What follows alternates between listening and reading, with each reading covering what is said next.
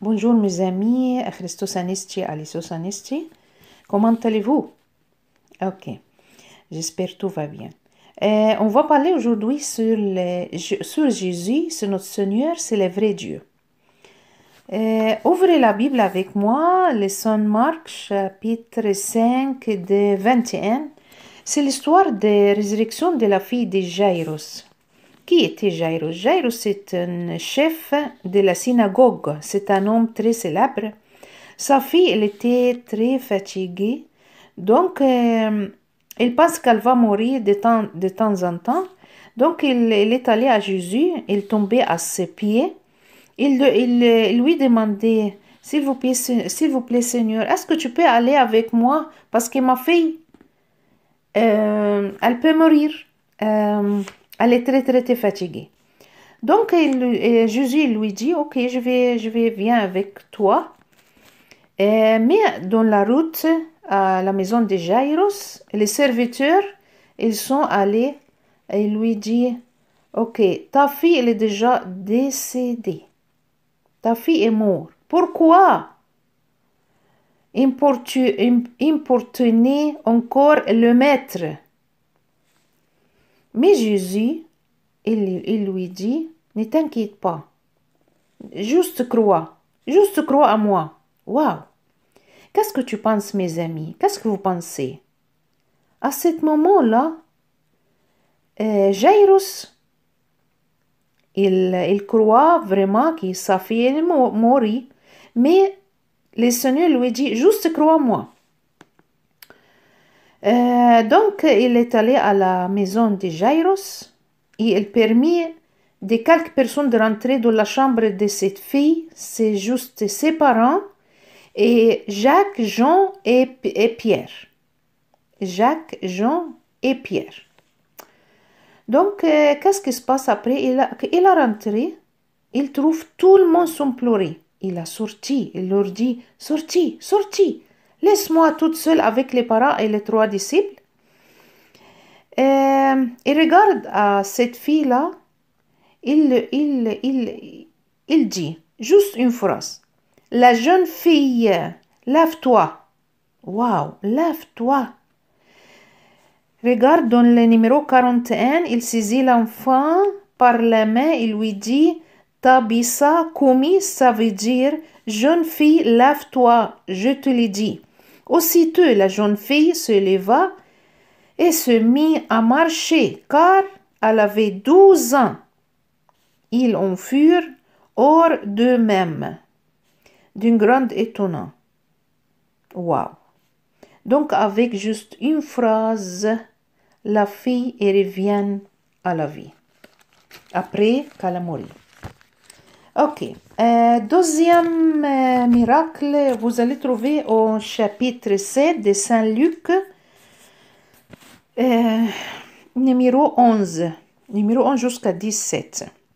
On va lire ensemble, c'est la résurrection du fils de la veuve de Naïn.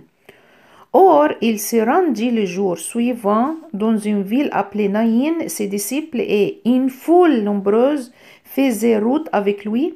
Lorsqu'il fut près de la porte de la ville, voici qu'on portait en terre un mort, fils unique de sa mère, qui était veuf. Et il y avait avec elle une foule considérable de la ville. Le Seigneur le vit, eut compassion d'elle et lui dit, ne pleure pas. Waouh, c'est la même phrase qu'il dit à Jairus. Ne t'inquiète pas. Mais pour cette femme-là, elle dit, ne pleure pas. Il s'approcha et toucha le cercueil. Ce qui les portait s'arrête. Il dit, jeune homme, je te l'ai dit, lève-toi. Waouh, c'est la même phrase qu'il dit à la fille de Jairus. Lève-toi. Et le mort s'assit et se mit à parler. Jésus le rendit à sa mère.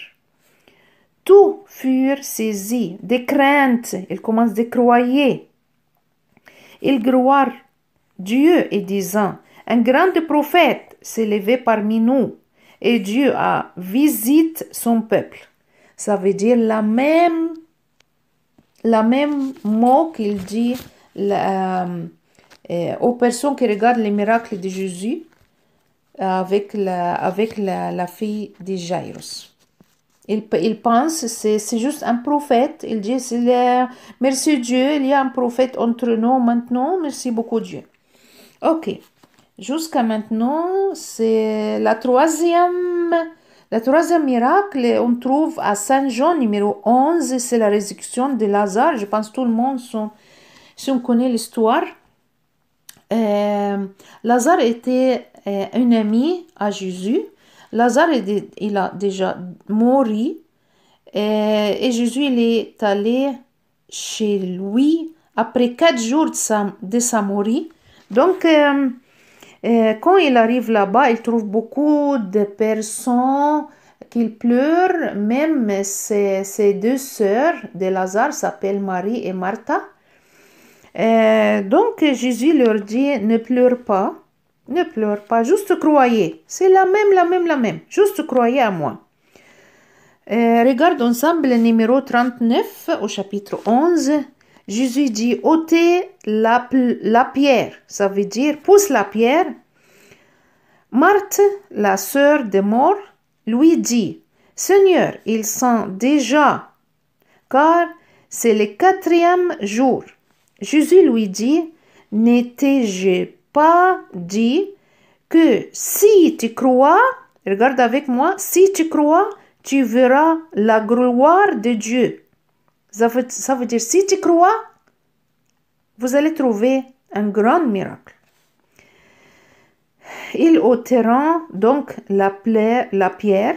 Jésus leva les yeux en haut et dit, Père, je te rends grâce de ce que tu m'as exaucé.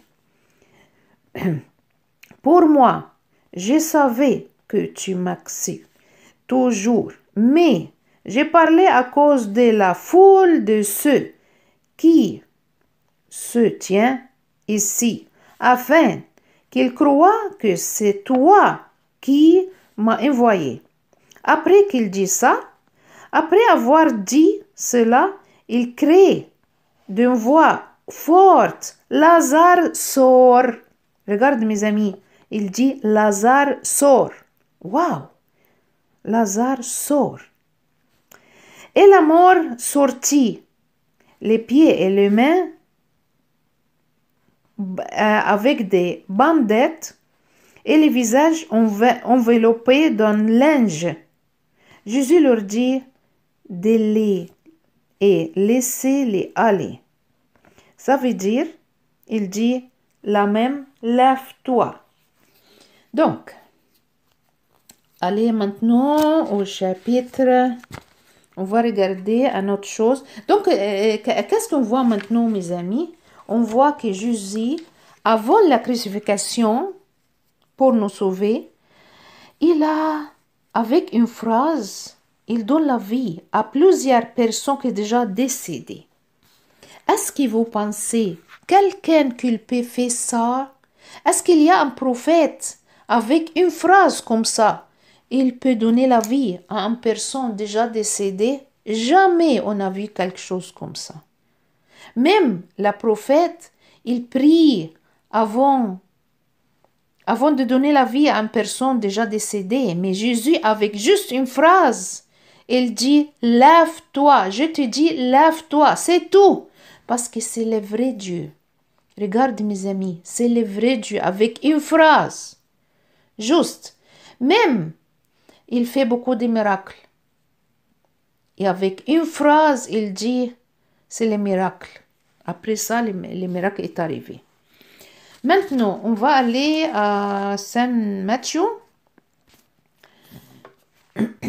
Saint Matthieu, chapitre 27, numéro 51. Et voici la voile du temple se déchira en deux. Après le décédé de Jésus, qu'est-ce qui se passe? C'est ça qu'on va lire maintenant. Après Jésus est décédé, ils sont mis dans un tombeau. Mais qu'est-ce qui se passe après? Parce que c'est le vrai Dieu. Regarde avec moi. Et voici, la voile du temple se déchira en deux, du haut en bas. La terre trembla, les roches se fondirent. Les nombreux s'ouvrirent, et les corps de plusieurs saints qui étaient décédés ressuscitent.